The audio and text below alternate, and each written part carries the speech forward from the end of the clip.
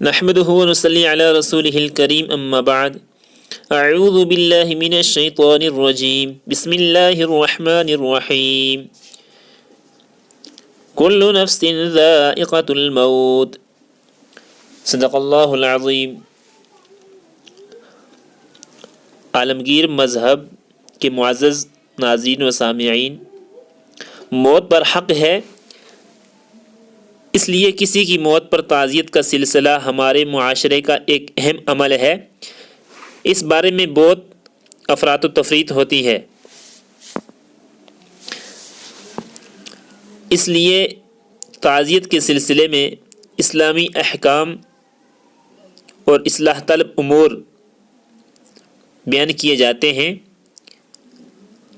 کسی کے گھر میں موت کا حادثہ پیش آئے تو اس کی غم خواری کرنا، اسے تسلی دینا، صبر و برداشت کرنے کی تلقین کرنا اور فوت شدہ شخص کی اچھائیاں بیان کر کے اس کے لیے دعائے مغفرت کرنا تعزیت کہلاتا ہے۔ شریعت اسلامیہ میں اس کو عبادت کا درجہ دیا گیا ہے، چنانچہ اسلام میں عیادت اور تعزیت دونوں باعث اجر و ثواب عمل ہیں۔ حدیث میں ہے کہ جس نے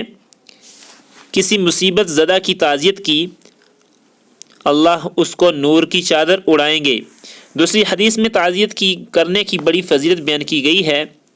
لہذا تعزیت کرنا عبادت ہے اور باعث اجر ہے۔ تعزیت کے سلسلے میں ہمارے معاشرے میں یقیناً بہت سارے امور اصلاح طلب ہیں، بہت سارے قابل ترک اور بہت سارے بدعات کے زمرے میں آتے ہیں۔ اختصار کے ساتھ چند امور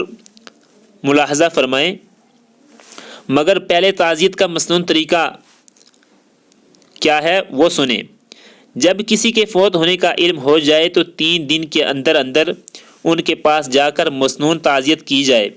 تعزیت کرنے جائیں تو فوت شدہ شخص کے لیے کلمات خیر کہیں، اس کی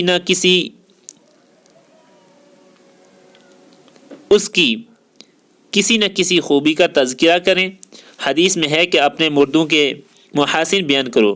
پھر اس کے حق میں دعائے مغفرت کریں اور پسماندگان کو اس کے غم کے برداشت کرنے پر اجر ملنے کا یقین دلائیں۔ موت کے برحق ہونے، اپنے وقت پر موت آنے اور موت کا پیالہ ہر ایک کو چکھنے کی حقیقت سمجھانے کے ساتھ صبر کرنے کی تلقین کریں اور اس کے بعد رخصت ہو جائیں۔ بس تعزیت یہی ہے۔ تعزیت کا یہ عمل 3 دن کے اندر اندر انجام دیا جائے۔ اگر کسی شخص نے وفات کی خبر 3 دن کے بعد سنی ہو تو وہ 3 دن کے بعد بھی اظہار تعزیت کر سکتا ہے، یا اگر کوئی دور ہو اور 3 دن کے اندر پہنچ پائے تو وہ 3 دن کے اندر نہ پہنچ پائے تو وہ 3 دن کے بعد جب واپس آئے تو تعزیت کے لیے جا سکتا ہے۔ تعزیت کے لیے جانے والا شخص پوری طرح کوشش کرے کہ وہ میت کے پسماندگان کے لیے کسی طرح کا کوئی بوجھ نہ بنے، مثلا کھانے پینے کا انتظام کرنے کا بار ان پر نہ ڈالے۔ اگر دور سے تعزیت کے لیے آنا پڑے تو کھانے پینے کا انتظام کسی اور جگہ پہلے ہی کریں، ان کو مطلع کر دے کہ ہم تعزیت کریں گے مگر ہمارے کھانے پینے کے لیے ہرگز کوئی تکلف یا تکلیف نہ کریں، کیونکہ اس کا انتظام دوسری جگہ ہے، اور میت کے پسماندگان بھی اس کو نہ برا مانیں اور نہ اس پر ناراض ہوں، بلکہ یہ سمجھیں کہ یہ اصل طریقہ تعزیت یہی ہے۔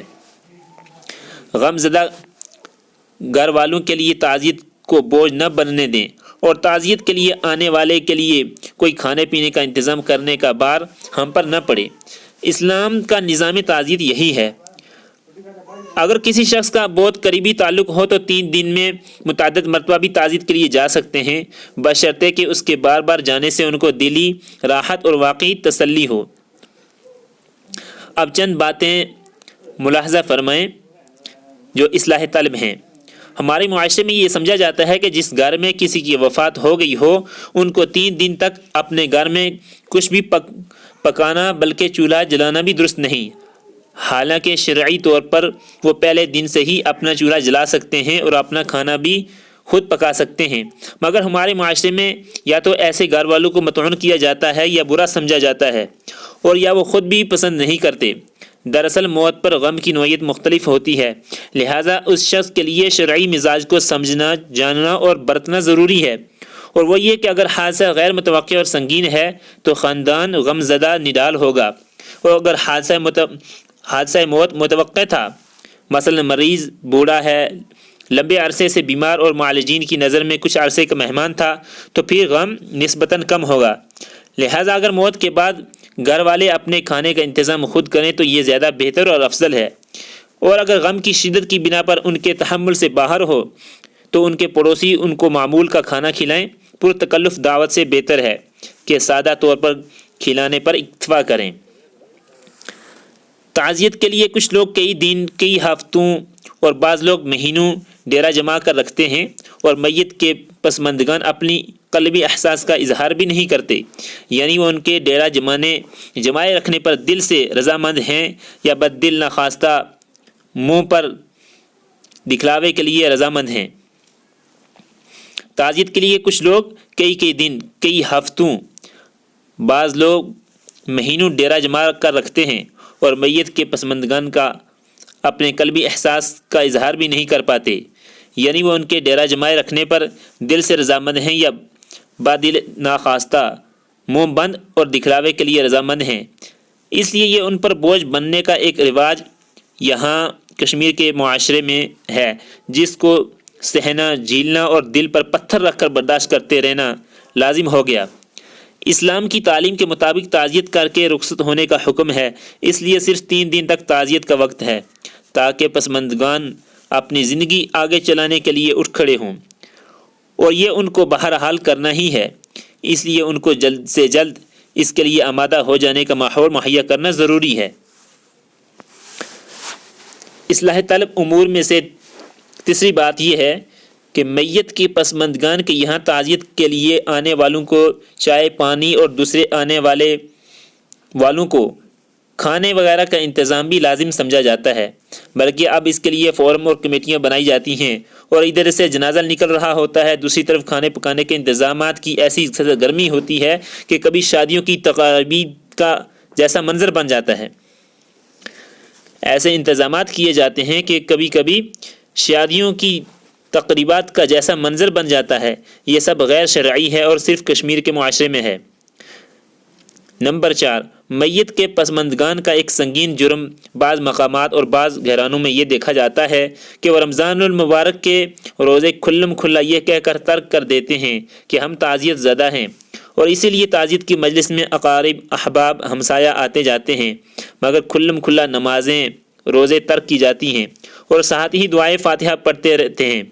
حیرت و حضرت کی بات یہ ہے کہ اللہ کا فریضہ صوم و صلاۃ پوری طرح بے غیرتی سے پامال ہوتے ہیں، اور اس پر کوئی احساس اور ندامت نہیں ہوتی، تو ایسے لوگوں کا یہ دکھلاوے کا فاتحہ کیا فائدہ دے گا؟ نمبر 5، تعزیت کی مجلس میں خواتین کی بکثرت صرف دکھلاوے کے لیے روتی ہیں، اور جو ہی کوئی خاتون تعزیت کے لیے آئے، توبہ تکلف رونے کے لیے